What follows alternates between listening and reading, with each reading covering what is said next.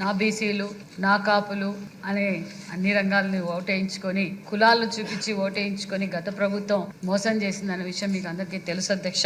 మరి ఇదే విధంగా ఈరోజు సోదరులు ఫస్ట్ బీసీలకు ఏం బడ్జెట్ కేటాయించారు అన్న విషయాన్ని కూడా అడిగారు. మరి బీసీలు అంటేనే తెలుగుదేశం అంటేనే బీసీలు అన్న నందమూరి తారక రామారావు గారు పార్టీ పెట్టిన తర్వాతే బీసీలు గుర్తించి బీసీలు అన్ని రంగాల్లోనూ ముందుండాలి అని అందరినీ రాజకీయంగా సామాజికంగా విద్యాపరంగా అన్ని రంగాల్లోనూ ముందుకు తీసుకొచ్చిన దేవుడు అనాలి అన్న నందమూరి తారక రామారావు. ఆ రోజు నుంచి ఈ రోజు వరకు మరి బీసీలంతా ఎన్డీఏ ప్రభుత్వానికి ఓటేసి, ఎందుకంటే గత 5 సంవత్సరాల్లో ఎన్డీఏ ప్రభుత్వంలో ప్రజలు బీసీలు ఇబ్బంది పడ్డారన్న విషయాన్ని తెలుసు.